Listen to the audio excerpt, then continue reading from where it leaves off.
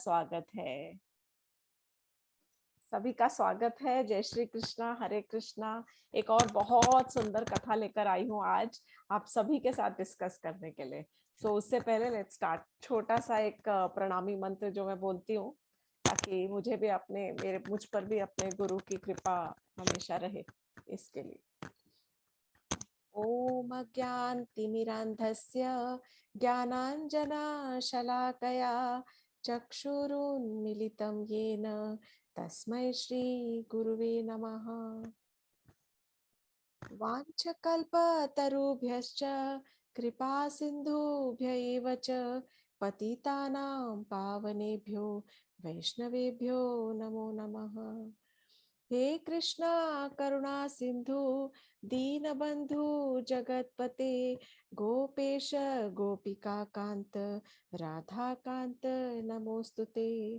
तप्त कांचन गौरांगी राधे वृंदावनेश्वरी वृषभानुसुते देवी प्रणमामि हरिप्रिये। हरे कृष्णा कृष्णा कृष्णा हरे हरे, हरे राम राम राम हरे हरे। तो ये बहुत सुंदर कहानी है और इसका वर्णन डैडी अपनी नई किताब में भी करके गए हैं एक्चुअली। और डैडी की नई किताब अभी छपने चली गई है, almost last stages of printing. और जैसे ही आ जाएगी मैं कोशिश करूंगी कि आप सब तक पहुंच सके।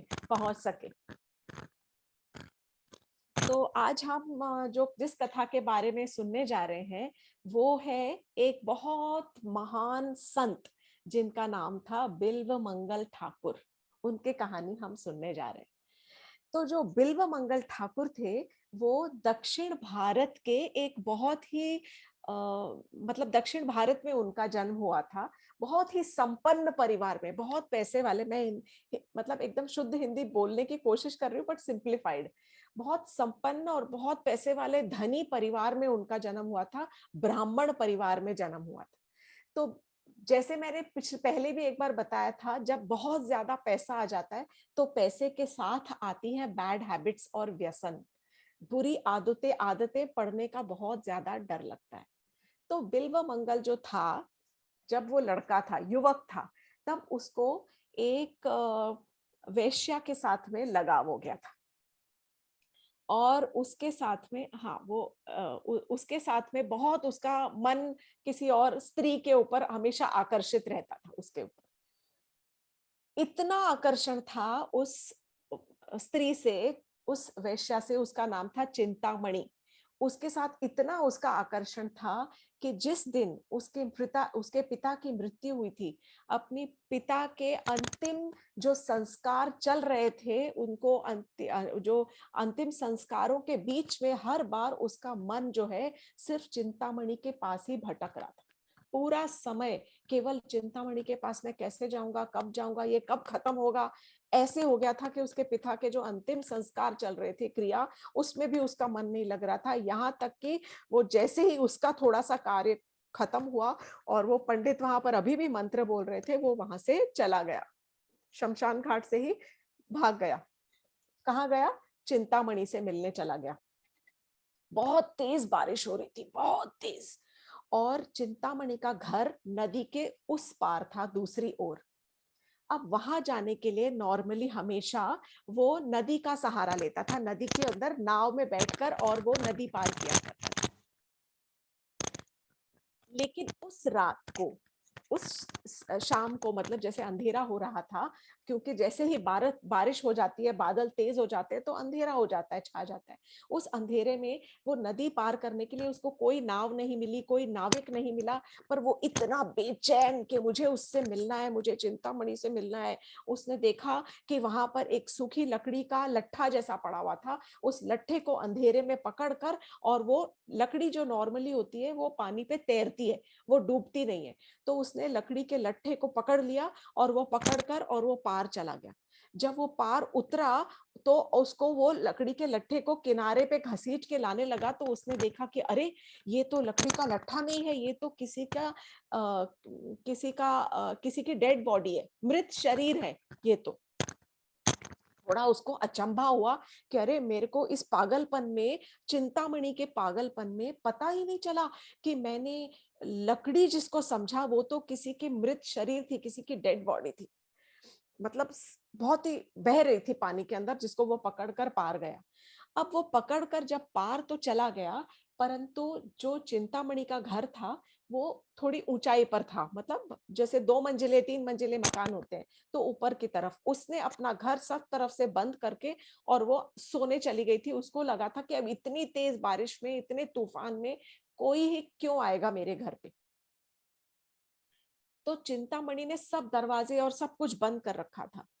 इधर इसने देखा कि उसके जो घर के बाहर की दीवारें हैं इतनी ऊंची ऊंची, और उसके ऊपर घर तक, खिड़की तक दीवार इतनी ऊंची है, कैसे पहुंचूंगा। उसने देखा एक रस्सी लटक रही थी, तो उसने रस्सी को पकड़कर और वो ऊपर चढ़ गया, और ऊपर जाके खिड़की को ठक ठक ठक ठक करके और उसने धक्का देके और उसके कमरे की खिड़की खोली और वो अंदर घुसा।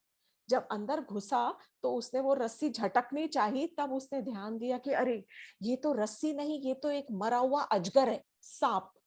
उसको उसने देखकर वो बहुत हैरान रह गया कि अरे ये मैंने क्या किया, मतलब आज मेरे साथ ये हो क्या रहा है।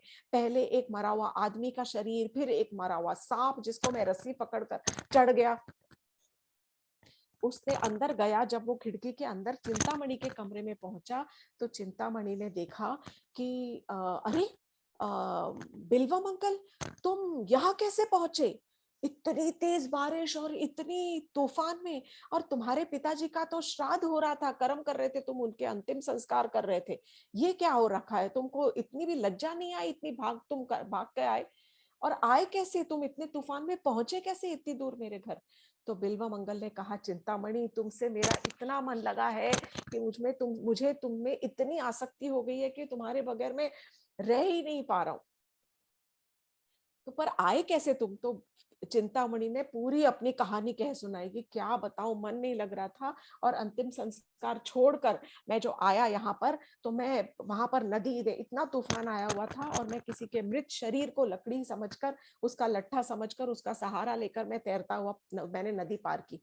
उसके बाद जो तुम्हारे कमरे में ऊपर तक आने के लिए मैंने रस्सी जो पकड़ी, तो मुझे बाद में रियलाइज होगा, देखो अभी भी वो लटक रही है, वो रस्सी नहीं, किसी मरे हुए अजगर का देह है। चिंतामणि ने जब ये सुना तो उसके तो रोंगटे खड़े हो गए, और उसने कुछ ऐसे शब्द कहे, धिक्कार भरे। उसने कहा, बिल्व मंगल, मुझे तुम पर दया आती है, बहुत दया आती है, ये सोचकर कि तुम्हें मेरे इस मिट्टी के शरीर से इतना लगाव है। अगर उससे लेश मात्र भी लगाव तुम्हें हमारे प्रभु से होता, तुम्हें अपने प्रभु से होता, कृष्ण भगवान से होता, तो तुम्हारी तो भव सागर से नैया पार हो गई होती। ये तो छोटी सी नैया पार कर, ये तो छोटी सी नदियां पार करके आए हो तुम भव सागर की नदी, भव सागर को तर गए होते, अगर तुमने लेश मात्र भी अगर कृष्ण को याद करके और इतना थोड़ा सा परिश्रम किया होता अपने जीवन पर। धिक्कार है तुम्हें। मैं समझ ही नहीं सकती कि तुम्हें कितनी इस तरह से किसी के देह से, किसी की सुंदरता से, किसी के शरीर से इतनी आसक्ति कैसे हो सकती है। उसने तो सिर्फ ये शब्द कहे, पर ये जो शब्द है वो बिल्व मंगल के हृदय पर तीर के समान चुभ गए। उसकी स्मृति में थोड़ी सी जागृति हुई, और उसने ठान लिया कि ये जो कह रही है ये सब बिल्कुल सच तो कह रही है, झूठ थोड़ी कह रही है।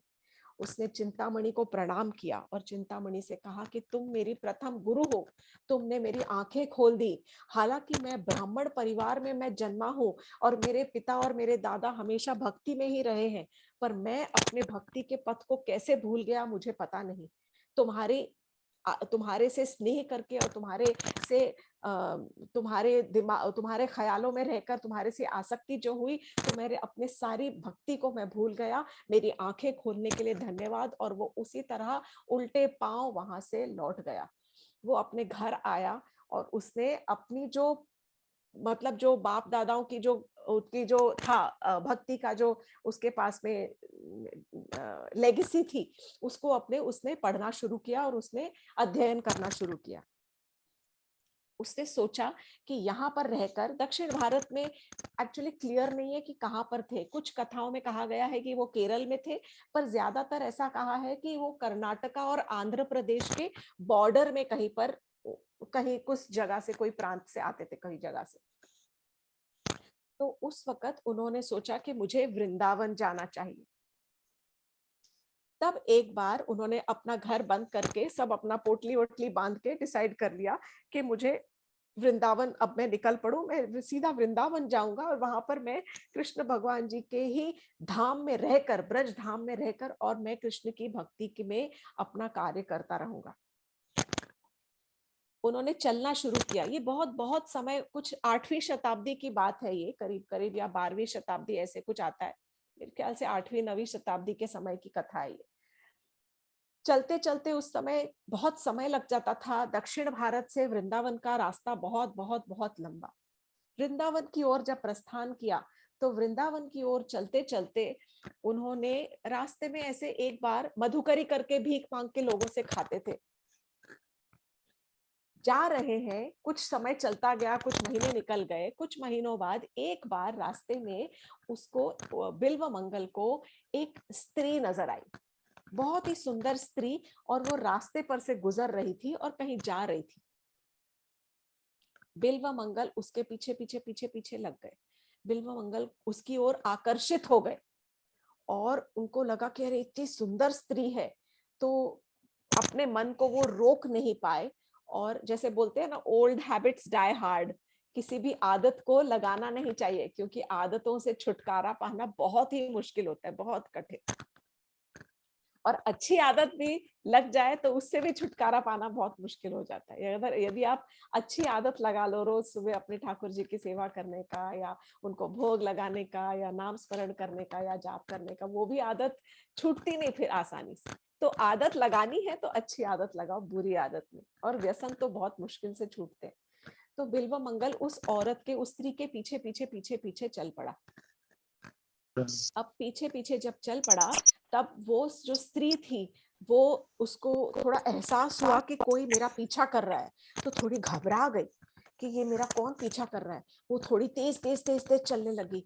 बिल्व मंगल भी उसके पीछे पीछे चल पड़े। वो चलते चलते पीछे पीछे सीधा अपने घर पहुंची। उसने घर का दरवाजा खटखटाया, उसके पति ने दरवाजा खोला और वो अंदर चली गई। और उसने पति से कहा, देखो सुनो, कोई मेरा पीछा कर रहा है यहाँ पर, मुझे नहीं पता उसे क्या चाहिए, पर वो मेरे पीछे पीछे पीछे पीछे आ रहा है और जरूर अभी भी वो दरवाजे पे खड़ा होगा, आप जाके देखो। और वो घर के अंदर एक कोने की तरफ चली गई। उसके पति ने कहा, तुम घबराओ मत, मैं देखता हूँ कौन है। तो वो जो गृहस्थ था, ब्राह्मण या जो भी था, गृहस्थ था, उसने जाके दरवाजा खोला तो सच में बिल्व मंगल जो था वो दरवाजे पर खड़ा था। पर इस समय उसका भेष कैसा था? एक ब्राह्मण का भेष था। क्योंकि वो ब्राह्मण के भेष में वो एक्चुअली भक्ति पथ पर चलने के लिए निकला था। यहाँ पथ भ्रष्ट हो गया, वो अलग बात। उसने कहा, तो जो गृहस्थ थे उन्होंने कहा, हे ब्राह्मण देव, आप, मैंने, मतलब मेरी पत्नी ने कहा है कि आप पीछे पीछे यहाँ तक आए हैं, आपको कोई चीज की आवश्यकता है मुझे बताएं, आप कृपया मेरे घर में पधारें। पुराने जमाने में ब्राह्मणों की बहुत आवभगत होती थी। ब्राह्मण जो मांगते थे, उनको, ब्राह्मणों को दान दक्षिणा देना बहुत बड़ा कार्य समझा जाता। तो उन्होंने ब्राह्मण देव को बुलाया। ब्राह्मण देव माने यहाँ पर बिल्व मंगल। तो बिल्व मंगल को घर में बुलाया, उनको बिठाया और उनसे कहा, हे ब्राह्मण देव, कहिए मैं आपकी क्या सेवा कर सकता हूँ? आपको कुछ भूख लगी है, प्यास लगी है, किस तरह से हम आपको अच्छे से सेवा करें, वो बताइए। तो बिल्व मंगल चुप रहे। उन्होंने फिर अपनी पत्नी से कहा कि ब्राह्मण देव के लिए कुछ खाने पीने के लिए सामग्री लाओ, सामान। तो जो ब्राह्मण पत्नी थी वो गई और अपने किचन से कुछ थोड़ा बहुत सामान लेकर आई खाने पीने के लिए। बिल्व मंगल खाते रहे और वो स्त्री को निहारते रहे, स्त्री को देखते रहे, खाते रहे। फिर स्त्री वहां से गायब हो गई देकर। सर पर पल्लू रखने की भी प्रथा हुआ करती थी उस समय। तो जब ये बिल्व मंगल ने से गृहस्थ ने पूछा कि गृहस्थ ने पूछा कि बताइए ब्राह्मण देव, मैं आपकी और किस प्रकार सहायता कर सकता हूँ। मुझे लग रहा है कि आप यात्री हैं, आप कहीं की ओर जा रहे हैं, अगर आप थक गए हैं तो आप बताइए, जो आप कहेंगे वो हम करेंगे, आपकी सेवा करने के लिए हम तत्पर हैं। तो बिल्व मंगल ने बिना संकोच के साथ कहा, ऐसा है कि मेरा मन तुम्हारी पत्नी से आकर्षित हो रहा है और मैं चाहता हूं कि तुम अपनी पत्नी को मेरी सेवा में प्रस्तुत करो। तो वो जो गृहस्थ था वो एकदम घबरा गया और थोड़ा भौचक्का सा हो गया कि ये ब्राह्मण कह क्या रहे हैं।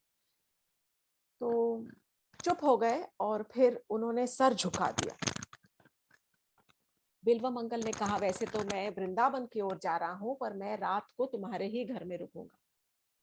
तो गृहस्थ चुप हो गए। गृहस्थ ने उनको एक अतिथि गृह के अंदर, अपना जो कमरा था, गेस्ट हाउस, अतिथि गृह में ठहराया और जाके उसने, जो अतिथि और उनकी पत्नी थी, उन्होंने आपस में विचार विमर्श किया। बहुत बड़ी विडंबना है, बहुत बड़ा प्रॉब्लम आ गया है सिर पर, क्या करें। तो पत्नी बहुत घबराई हुई थी। फिर पति ने कहा, देखो ऐसा है, एक तो ब्राह्मण आए हैं और दूसरे हैं अतिथि। अतिथि का सम्मान और ब्राह्मण देव का सम्मान तो करना बनता ही है, चाहे कुछ भी हो जाए। भले हम पर किसी भी तरह की विपत्ति आए, आपत्ति आए, हम पर पॉवर्टी आ जाए, गरीबी आए, कुछ भी आए, पर हम अपनी हैसियत से उनका सम्मान हमें करना पड़ेगा। और ये मतलब मैं समझ रहा हूँ दुविधा, पर इसे तो मानना पड़ेगा। पत्नी बहुत घबराई हुई।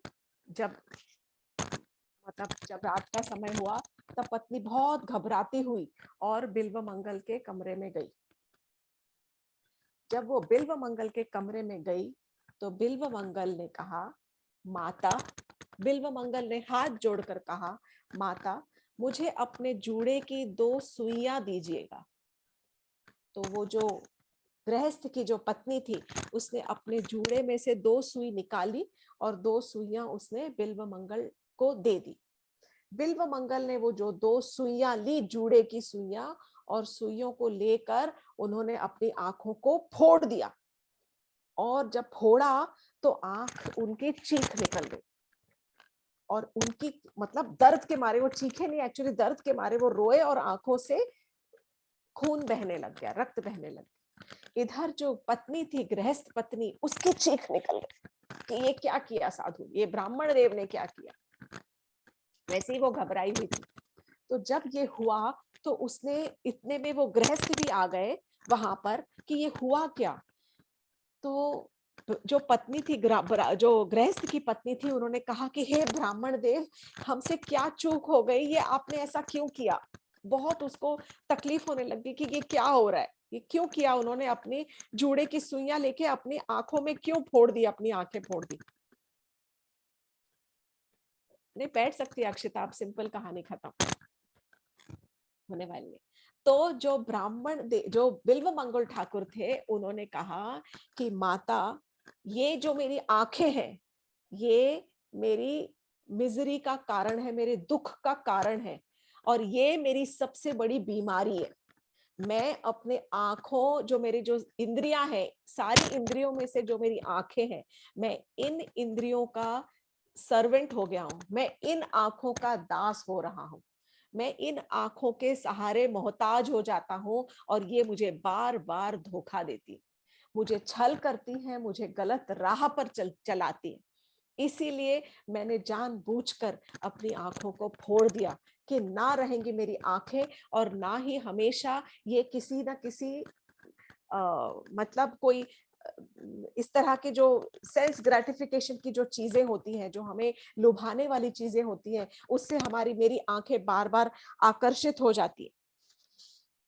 मेरा मन था कि मैं मेरी आंखों से की वजह से मैं आपकी पत्नी की ओर आकर्षित हुआ, और फिर मेरा मन चाहने लगा कि मैं आपकी पत्नी के साथ एकांत में कुछ समय बिताऊं, और मैं अपने ही हाथों अपनी लालसा का, अपनी हवस का शिकार हो रहा था, अपने आंखों के हाथों।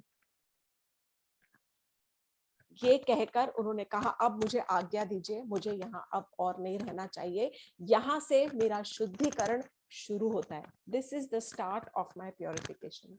ये कहकर बिल्वमंगल ने उस गृहस्थ परिवार से आज्ञा ली और उन्होंने अपनी वृंदावन की यात्रा प्रारंभ की। वहां से बिल्वमंगल अंधे हो चुके थे, खुद उन्होंने अपने आप को अंधा किया था। वहां से वो चलते चलते, कुछ कथा ऐसा कहती है कि वहां से वो कांची की तरफ जब पहुंचे हैं, साउथ इंडिया में ही, तब कांची में उस समय कुछ जो राजा थे, राजा के जो मुख्य पुजारी हुआ करते थे, उन्होंने सन्यास ले लिया था। जो पीढ़ी दर पीढ़ी आ रहे थे, राज विष्णु स्वामी के जो पीढ़ी से, द्रविड़ देश के एक राजा थे विजय पंड्या, उनके देश में जो विष्णु स्वामी के जो डायनेस्टी में, जो लेगेसी में, जो पीढ़ी में जो पुजारी आ रहे थे, उसमें से एक राज विष्णु स्वामी करके जो पुजारी थे, उन्होंने वहां से प्रस्थान लिया और वो उन्होंने समाधि ली। तो उन्होंने, वहां पर लिखा गया है कि सबसे जो लायक जो पुजारी थे, जो ब्राह्मण थे, बिल्वमंगल ठाकुर, उनको अपनी गद्दी पर सौंपा। तो कई साल तक बिल्वमंगल जो थे वो उस पुजारी के, राजसी पुजारी के बोझ संभाल कर, और उन्होंने उस राज्य का जो पुजारी का जो बोझ था, वो उन्होंने गुरु के, राजगुरु की तरह उसका कार्य संभाला, कार्यरत किया अपना। उसके बाद कुछ वर्षों बाद उन्होंने देव मंगल को वहां का पुजारी बनाकर, और फिर वहां से उन्होंने वृंदावन के लिए प्रस्थान किया। अब कथा ये कहती है कि वो काफी उम्र के हो गए थे, बूढ़े हो गए थे, और चलते चलते चलते जब वो वृंदावन की तरफ पहुंचे तो रास्ता भूल गए, क्योंकि अंधे थे, दिखता भी नहीं था उन्हें। और रास्ता जब भूल गए और थक गए वृंदावन पहुंचने तक, तब एक पेड़ की ओर आराम करने लगे और खूब रोए। तब तक उन्होंने काफी ग्रंथ भी लिख लिए थे। कृष्ण कर्णामृत करके उनका एक बहुत ही प्रसिद्ध ग्रंथ है। और जैसे कि हमने सुना है कि सूरदास, जो कि बहुत एक महान संत थे, अपने पुष्टि मार्गियों में भी संतों में से एक संत जो है वो सूरदास है। तो सूरदास की तरह ही इनको भी कृष्ण की लीलाओं के दृष्टांत होते थे। आंखों से अंधे होने के बावजूद इन्हें, इनके मानस पटल पर बहुत सारी कृष्ण कथाएं चलती रहती थी, अलग अलग लीलाएं चलती रहती थी, और उसी को ही, उनका ही वो वर्णन करते थे। वो लिखकर, पढ़े लिखे तो थे ही, तो सब लिखकर कृष्ण कर्णामृत नाम का बहुत बड़ा इन्होंने ग्रंथ लिखा हुआ है। इसी कृष्ण कर्णामृत नाम के जो ग्रंथ में इन्होंने वो भी कहानी लिखी है जो हमने पहले एक आध सत्र में सुनाई थी, जबकि जब यशोदा बोलती है कि कृष्ण भगवान जी को नंगे पैर नहीं चलना चाहिए, और फिर उनकी वो रज देखती है तो वो रज के ऊपर सब चमकती हुई गोल्डन डस्ट उनको नजर आती है, और फिर वो पूर्णमासी देवी के पास जाती है पूछने के लिए कि आप मेरे बेटे को नंगे पैर चलने के लिए बोलो कि नंगे पैर ना चला करे। ये कथा अगर आपको याद है तो ये कथा, ये कहानी पूरी की पूरी जो कहानी है, ये कृष्ण कर्णामृत में आती है। इन्होंने वो कथा लिखी हुई है, इनको इन कथाओं का दृष्टांत होता था और उनकी बहुत सुंदर ये वर्णन लिखा करते थे। बहुत मोटा ग्रंथ है।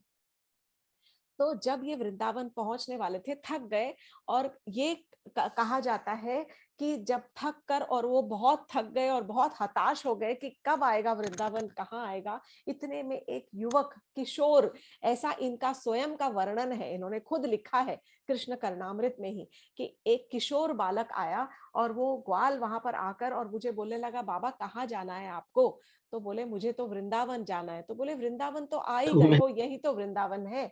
तो उस वक्त जो बिल्व मंगल ठाकुर थे वो बहुत गदगद हो गए, बहुत खुश हुए, बोले बहुत प्रसन्न हो गए, बोले अच्छा मैं वृंदावन पहुंच गया, वृंदावन पहुंच गया। और उन्होंने वृंदावन की रज में लोटपोट होकर और खूब ऐसे बहुत आनंद प्राप्त किया। तब वो बालक ने बोला कि बाबा आप बहुत थके हुए लग रहे हो, लो बाबा मैं आपके लिए गर्म दूध लाया हूँ। और वो एक कटोरे में गर्म दूध लाकर उन्होंने बिल्व मंगल ठाकुर को दिया और बिल्व मंगल ठाकुर ने वो दूध पिया।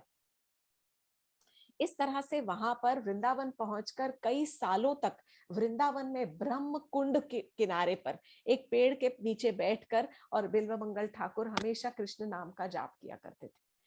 बहुत बहुत कृष्ण में उनका मन, पूरा देह, पूरा समय उसी में लीन रहता था।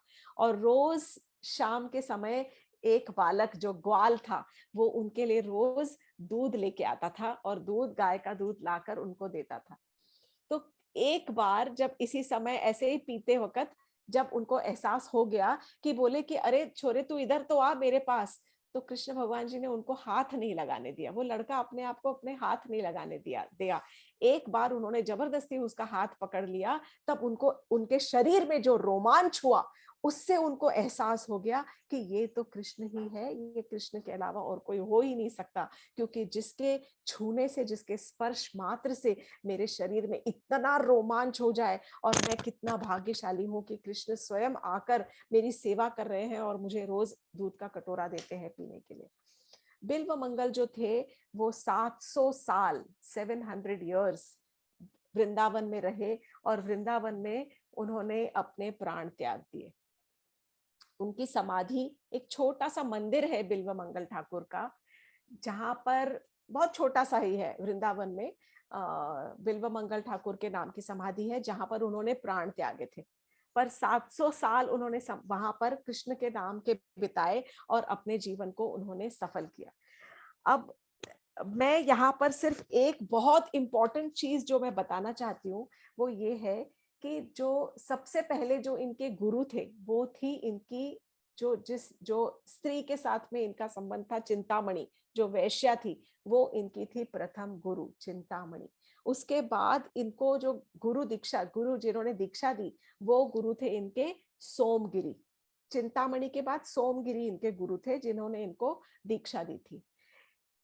बिल्व मंगल ठाकुर हालांकि साउथ इंडिया, दक्षिण भारत के बहुत बड़े संत थे, पर जब चैतन्य महाप्रभु साउथ की तरफ, आंध्र की तरफ गए थे, तब उनको उनके ग्रंथों के कुछ पन्ने मिले थे कृष्ण करणामृत के, और उन्होंने अपने शिष्यों को उन पन्नों के ऊपर काम करने के लिए और उनको शोध कार्य में उनको लगाया था।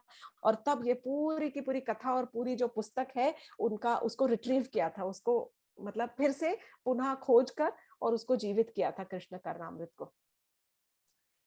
इनका एक भजन बहुत ही सुंदर और पंडित जसराज ने बहुत फेमस किया हुआ है अपने गोविंद दामोदर माधव के नाम से, गोविंद दामोदर स्तोत्र के नाम से वो बहुत ही फेमस है। तो मैं थोड़ा सा एक जरा सा शायद बोलूंगी तो याद भी आ जाएगा। जो यहाँ पर अगर नहीं, रितेश आज है नहीं यहाँ पर, जो थोड़ा सा भी म्यूजिक अगर सुनते हैं तो उनको पता होगा कि पंडित जसराज जी ने इस जो भजन को बहुत फेमस किया हुआ है, गोविंद दामोदर माधवेति।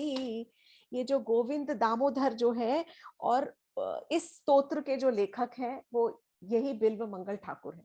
तो बिल्व मंगल ठाकुर ने अपने कृष्ण करणामृत में ये बताया हमें कि मेरे लिए मुक्ति जो है वो इम्पोर्टेंट नहीं है, बिल्कुल भी मायने नहीं रखती, क्योंकि वो तो मेरे द्वार पर हाथ जोड़कर खड़ी रहती है। उनको अपनी भक्ति के ऊपर इतना भरोसा हो गया था उस समय पर। देखिए इंसान किससे कहां से कहां तक बदल सकता है, अगर वो चाहे तो, अगर वो थोड़ा सा प्रयत्न करे और कोशिश करे तो बिल्व मंगल ठाकुर लिखते हैं कि जो मुक्ति है वो मेरे लिए बिल्कुल भी मायने नहीं रखती, क्योंकि वो तो मेरे द्वार पर हाथ जोड़कर खड़ी रहती है और पूछती है कि मैं आपकी किस प्रकार सेवा कर सकती हूँ। यदि तो वो कह रहे हैं, बिल्व मंगल ठाकुर कहते हैं कि किसी के पास अगर 10 करोड़ रुपए है, वो 10 रुपए के पीछे क्यों भागेगा। तो वो कहते हैं जो कृष्ण प्रेम है वो 10 करोड़ रुपए के बराबर है। और जो हम भौतिक सुविधाओं के पीछे भाग रहे हैं, छोटी छोटी, वो 10-10 रुपए की चीजें, वो 10-10 रुपए की चीजों के हम पीछे क्यों भाग रहे हैं, जबकि हम अगर थोड़ा सा भी प्रयत्न करेंगे तो हमें कृष्ण प्रेम का 10 करोड़ से भी ज्यादा का धन प्राप्त हो जाएगा, जो एक्चुअली में मुक्ति से भी ज्यादा, बहुत ज्यादा इंपॉर्टेंट है, जो कि हमारे जीवन का सबसे इंपॉर्टेंट ध्येय होना चाहिए। हमारे जीवन का सबसे अमूल्य धन प्राप्त करने के लिए हमें केवल थोड़ा ही करना पड़ता है, बहुत कुछ करना ही नहीं पड़ता। तो ये जो गोविंद दामोदर स्तोत्र उन्होंने लिखा है, बहुत सुंदर, मैं थोड़ा सा उसको पढ़ रही थी, उसमें एक्चुअली 71 वर्ष श्लोक है, 71 श्लोक। तो कुछ कुछ श्लोक हैं जो कि बताते हैं, जैसे कुछ एक श्लोक है, जब द्रौपदी का चीर हरण हरण हो रहा था, तो वो केवल कहते हैं कि जब द्रौपदी का चीर हरण हो रहा था तो वो केवल एकमात्र प्रभु आपका ही नाम ले रही थी, वो केवल आपकी ओर संलग्न होकर आपको याद करके पुकार रही थी, हे गोविंद, हे दामोदर, हे माधव। गोपियां दूध दही मक्खन बेचने जा रही हैं, गोपियां दूध दही मक्खन बेचने जा रही हैं, पर मन में केवल तुम बसे हो कृष्ण। इसीलिए उनका चित्त आपके चरण कमलों में इतना समर्पित है कि वे दूध ले लो, दही ले लो, मक्खन ले लो की जगह चिल्लाती रह रही है, हे गोविंद, हे दामोदर, हे माधव। ऐसा होना चाहिए रस, कि हम सारे काम में अगर करते करते, ये तो actually it is so easy कि अगर हम काम करते करते अगर हम प्रभु का नाम लेते गाते जाएंगे तो हमारा वो पूरा कार्य जो है वो भी प्रभु की ओर अर्पित हो जाता है। वो जो कर्म है वो भोग लग जाता है, उसका वहीं पर ही काम का भोग लग जाता है। ब्रज की गोपियां अपने धान्य चक्की में पीस रही हैं। पहले जमाने में चक्की पीसा करते थे, तो वो जो अपने धान्य को चक्की में पीस रही हैं और वो गा रही हैं, हे गोविंद, हे दामोदर, हे माधव। कितना सुंदर, मतलब ये उनको दृष्टांत हो रहे हैं, उन्होंने गीत के रूप में ये सब लिखे हुए हैं श्लोक। नन्हे से कृष्ण को रिझाने के लिए गोपियां मक्खन का गोला बना बना कर गोविंद दामोदर माधव कहकर उसको पुकार रही है। माँ यशोदा उन्हें खेलता हुआ देखती है और यूं ही पुकार कर अपना मन आनंद से भर लेती है कि मेरा जो लाल है वो खेल रहा है, हे गोविंद इधर आजा, हे दामोदर इधर आजा। तो बिल्व मंगल ठाकुर लिखते हैं कि देवर्षि नारद वे अन्य मुनिजन जिनको समर्पित होकर केवल यही पुकारते हैं, हे गोविंद, हे दामोदर, हे माधव। बड़े बड़े मुनिजन जब तपस्या करने बैठते हैं तो उनके जिह्वा पर ये एक ही नाम होता है। बहुत सारे श्लोकों का उन्होंने वर्णन इस तरह से किया है जहां पर उन्होंने दामोदर कथा, कालिया नाग की कालिया नाग को दमन किया था उसकी कथा, मथुरा गमन की कथा, अक्रूर के हृदय का जो पीड़ा है उसकी कथा, गोपी के विरह की, राधा रानी की कथा, गजेंद्र की कथा, गोवर्धन लीला की कथा, कि कैसे सब हर समय, हर कथा में, हर समय, हर एक ने केवल कृष्ण को ही याद करके हे गोविंद, हे दामोदर, हे माधव, इस तरह से कहते कहते बिल्व मंगल कहते हैं अंत में बहुत कुछ श्लोकों पर उन्होंने अपनी जिह्वा को उलाहना दी है, अपनी जीभ को उलाहना दी है कि हे जीभ, हे जिह्वा, तुझे तो मीठे स्वाद में रस आता है। मिठाई खाने में कितना मजा आता है, आइसक्रीम खिलाओ, कुल्फी खिलाओ, रसगुल्ला खिलाओ, राजभोग खिलाओ, जलेबी खिलाओ, जिसका जो मन, मतलब मिठाइयों के तो नाम अनगिनत, एक लिस्ट बन जाए और घंटा पूरा ऐसे ही निकल जाए, इतनी मिठाइयां हैं हमारे भारत देश में। बाहर भी केक, पेस्ट्रीज और पता नहीं क्या क्या, डोनट्स। तो बिल्व मंगल कहते हैं कि हे जिह्वा, तुझे मीठे स्वाद में रस आता है, पर सुन, तू इस उच्चतम सत्य को ये मान ले और ये समझ ले कि जो उच्चतम सत्य है और सबसे फायदेमंद है, वो मीठा रस तो केवल प्रभु के नाम में है, वो स्वाद तो केवल इन्हीं नामों में है, हे गोविंद, हे दामोदर, हे माधव। इन्हीं नामों में ही एक्चुअल रस और एक्चुअल स्वाद है। वेदों के ज्ञाता जानते हैं कि ये नाम ही मानव को सबसे भयंकर बीमारियों का इलाज दे सकते हैं। अब मानव जन्म का जो हमारी मानव की सबसे भयंकर बीमारी कौन सी?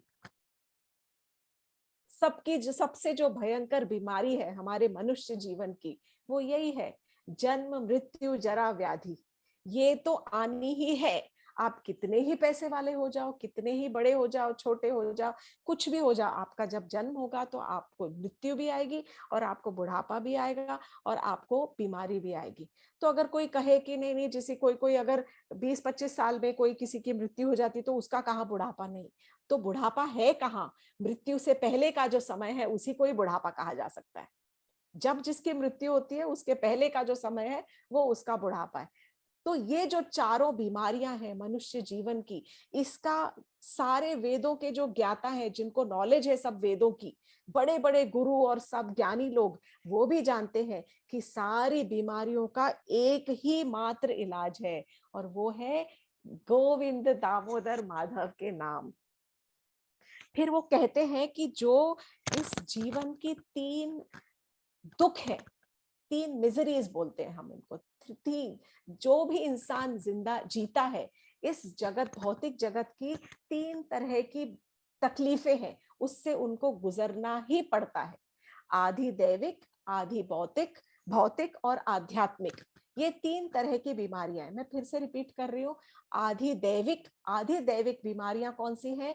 जो हमको सर्दी ज्यादा हो गई, गर्मी ज्यादा हो गई, तूफान आ गया, बारिश आ गई, कहीं बवंडर आ गया, ये जो होती है, ये फ्लड्स आ गए, ये जो है ये आधि दैविक बीमारियां। जो अभी कोविड है, ये क्या है? ये आधि दैविक तकलीफें हैं जो इंसान को सहन करनी पड़ती है, इन सब का सामना करना पड़ता है। नेचुरल कैलामिटीज, आधि दैविक। आधि भौतिक वो बीमारियां हैं जो हमारा पड़ोसी हमें देता है जो हमारे भाई बहन हमको तकलीफ देते हैं, या जो हम अपने बड़ों को तकलीफ देते हैं, या हमें और लोगों से, अपने दूसरे लोगों से जो हमें मानसिक तनाव होता है, नहीं, जो दूसरे लोगों की वजह से हमारा बॉस हमें तकलीफ देता है, ये सब जो तकलीफ मिलती है, ये आधी भौतिक तकलीफें हैं। और कुछ तकलीफें होती है मानसिक तकलीफें, दैट इज आध्यात्मिक तकलीफें। हमारे अपने मन की वजह से, बहुत ज्यादा सोचने की वजह से, कभी हम रोते रहते हैं, कभी हम गुस्सा करते हैं, कभी हम हाथ पैर मारते हैं, लड़ाई करते हैं, अपनी मम्मी से लड़ाई करते हैं, अपनी दादी से लड़ाई करते हैं। तो जब हम अपने मन को अपने कंट्रोल में नहीं रख पाते हैं, तब हमें तकलीफ होती है, उसे कहते हैं आध्यात्मिक तकलीफें। तो इन तीनों तकलीफों से छुटकारा कैसे मिल सकता है? केवल प्रभु का नाम स्मरण करने से। हे गोविंद, हे दामोदर, हे माधव, ये हमें बिल्व मंगल ठाकुर बताते हैं। ये छुटकारा तो केवल नाम ही दिला सकता है। फिर कह रहे हैं अपनी जिह्वा से, हे जिह्वा, जब मैं अंत समय अपने कर्ता से मिलूंगा तो केवल ये मीठे नाम ही कहूंगा, तू इसको अच्छी तरह से सुन ले। वो अपनी जीभ को सिखा रहे हैं और उसको डांट रहे हैं कि तू सुन और तू सीख ले। फिर से तेरे को बार बार बोल रहा हूं कि जब मेरा अंत समय आएगा और जब मैं मरूंगा तो तू याद रखना कि मरते समय तुम केवल प्रभु का ही नाम लेना और कुछ इधर उधर मत सोचना। मतलब जीभ को वो समझा रहे हैं अपनी, हे जिह्वा, तू सदा इन नामों का स्मरण कर जो भक्ति पर पथ पर आने वाली बाधाओं को दूर करते हैं। ये नाम भक्ति के पथ पर चलने वाली हर एक ऑब्स्टिकल को, हर एक हर्डल को, बाधाओं को दूर करते हैं। तो तुम ये बात जीभ को बोल रहे, अपनी टंग को, जिह्वा, ये बात याद रख लो। बहुत सुंदर एक श्लोक है लास्ट का, जो कि मैं उसको संस्कृत में ही सुनाने वाली हूँ। धीरे धीरे पढ़ूंगी, और संस्कृत जो है हिंदी जैसा ही है, जो मुझे ये वाला श्लोक बहुत बहुत ज्यादा पसंद है। सुखावसाने त्व इदम एव सारम। इसका अर्थ है सुख के समय पे केवल नाम का ही सार है। सुख के समय का जो एसेंस है वो भी केवल नाम स्मरण है। सुख अवसाने त्व इदम एव सारम, दुख अवसाने त्व इदम एव गेयम। जीभ को ही कह रहे हैं, क्यों? क्योंकि सुख में भी इसी का ही, सुख का जो एसेंस है, एसेंस जो सार है, वो केवल कृष्ण का नाम है। दुख के नाम, दुख का समय गेयम, दुख के समय पर केवल भगवान का नाम गाओ। दामोदर, हे गोविंद, हे दामोदर, हे माधव, इन नाम को तुम गाना दुख के समय। देह अवसाने त्व इदम एव जाप्यम। जब शरीर छूटेगा, जब अंत समय आएगा, तब केवल इन्हीं नामों का जाप करना। गोविंद दामोदर माधवेति। सुखावसाने त्व इदम एव सारम, दुखावसाने त्व इदम एव गेयम, देहावसाने त्व इदम एव जाप्यम, गोविंद दामोदर माधवेति। यद्यपि सभी प्रभु का नाम स्मरण कर सकते हैं, परंतु मनुष्य नहीं करता। अपना जीवन व्यर्थ करने पर इतना उद्यत है, इतना दृढ़ निश्चित क्यों करके बैठा है ये मनुष्य? हे जिह्वा, अमृत तो केवल इन नामों में ही है। किन नामों में? गोविंद दामोदर माधवेति, माधव। तो हालांकि हमें सिर्फ मनुष्य जीवन में, आप केवल समझो कि मनुष्य जीवन में ही हम गुरु ले सकते हैं। कोई कुत्ता बिल्ली अपने गुरु नहीं ढूंढता फिरता। कोई भी जानवर योनि में, कोई पशु पक्षी की योनि में, उन्हें पता ही नहीं होता कि कौन सा मेरा टीचर है। कुछ नहीं, माता पिता होते हैं, लेकिन गुरु को ही नहीं ढूंढ सकता। गुरु को ढूंढता कौन है? गुरु की शरण कौन ले सकता है? केवल जो मनुष्य योनि में हो। तो इसीलिए हमें इस मनुष्य देह का, इस हमें मनुष्य योनि में जब हम आए हैं तो इसका सबसे पहला फायदा उठाना चाहिए। अगर हम तीव्र इच्छा रखेंगे तो हमें अपने गुरु जरूर मिलेंगे, और गुरु मिलेंगे तो गुरु की कृपा भी मिलेगी, और गुरु की कृपा से भगवत नाम मिलेगा। और भगवान का नाम लेने के लिए वो कह रहे हैं कि प्रभु का नाम हालांकि इंसान हर समय ले सकता है, उसी के हाथ में है, परंतु क्यों अपना ही विनाश करने पर तुला हुआ है ये इंसान, ये नहीं समझ आता मुझे। ये जो है, दिस इज हाउ, इस तरह से उन्होंने ये अपने जो 71 श्लोक लिखे थे, गोविंद दामोदर माधवेति, गोविंद दामोदर स्तोत्र, उसका अंत होता है यहीं पर ही। बिल्व मंगल ठाकुर का जो लास्ट का एक मुझे जो याद आ रहा है, जो उन्होंने कृष्ण गोविंद दामोदर में ही जो शुरुआत है, उन्होंने मार्कंडेय ऋषि के जो एक श्लोक से करी थी, जो बाल मुकुंद स्तोत्र है, शायद मम्मी को भी ये याद होगा, बाल मुकुंद स्तोत्र, करार विंदे न मुखार विंदो, किसी को याद है क्या वो श्लोक? एक मिनट मैं पढ़ के बताऊंगी। करार विंदे न पदार विंदम, मुखार विंदे विनिवेशयन्तम, वटस्य पटस्य पुटे शयानम, बाल मुकुंदम मनस स्मरामि। तो जो कृष्ण बाल मुकुंद, छोटे से पीपल के पत्ते के ऊपर छोटे बाल मुकुंद रूप में अपने पैर के अंगूठे को लेकर अपने मुंह में, अपने हाथ के अंगूठे से पैर के अंगूठे को पकड़कर अपने मुंह में डाल रहे हैं और चूस रहे हैं, और वो पान के पत्ते, छोटे से पान नहीं, पीपल के पत्ते पर लेटे हुए हैं। ये जो दृश्य था, ये मार्कंडेय ऋषि ने देखा था, ये दृश्य, और फिर उन्होंने इस दृश्य की, इस जो दृष्टांत है, इसकी स्मृति में ये जो श्लोक लिखा था, इसी श्लोक से बिल्व मंगल ठाकुर अपने गीत का प्रारंभ करते हैं। तो मार्कंडेय ऋषि ने ये जो श्लोक है, ये उस समय लिखा था जब प्रलय के समय पर सब तरफ से नाश हो जाता है, और प्रलय के रूप में उन्होंने देखा था कि कृष्ण के ही सब तरफ पानी ही पानी है, और पानी के अंदर केवल कृष्ण भगवान जी ही लेटे हुए हैं, पूरे एक पत्ते के ऊपर अपने बाल स्वरूप के अंदर, बस यही लेटे हुए। सो सारी जो सृष्टि है वो उन्हीं के अंदर से निकलती है और उन्हीं के अंदर समा जाती है। तो जब मैं सिर्फ ये जो कथा है, इसका सार, to cut it, to make it, just summarise it करने के लिए सिर्फ इतना ही समझ सकते हैं कि भगवान हमें कितनी छोटी छोटी एग्जाम्पल्स भेजते हैं अपने बड़े बड़े भक्तों के नाम से, भक्तों के जीवन से हमें ये इंस्पिरेशन मिलनी चाहिए, बिकॉज वो किसी को बोलते हैं ना, इंस्ट्रूमेंट बना रहे हैं हमारे को सीखने के लिए, कि कहाँ थे वो जो बिल्व मंगल जो थे, वो इतने पतित, मतलब जो इतना इस तरह का जीवन व्यतीत कर रहे थे, और फिर अगर वो अपने जीवन को संभाल सकते हैं, तो फिर तो हम फिर भी सत्व गुण में अपना जीवन जी रहे हैं। हम अपने जीवन को क्यों नहीं सुधार सकते? और सुधारने का केवल एक ही उपाय है, केवल हरि नाम का की शरण लेना, केवल हरि नाम का जाप लेना। जैसे कि पहले भी कई बार कह चुकी हूँ कि सतयुग में कहते थे कि तपस्या करने से जो फल मिलता है, वही फल द्वापर युग में मंदिर जाने से मिलता था। और नहीं, द्वापर युग में, सॉरी, त्रेता युग में मंदिर जाने से मिलता था, और द्वापर युग में मूर्ति पूजा से मिलता था। वही फल अब इस कलयुग में केवल नाम स्मरण से मिलता है। हरेर नाम हरेर नाम हरेर नाम एव केवलम, कलौ नास्ति एव नास्ति एव गतिर अन्यथा। इस कलयुग में केवल नाम स्मरण, नाम स्मरण, नाम स्मरण ही करना चाहिए, और उसके अलावा और कोई गति नहीं है। हरे कृष्ण।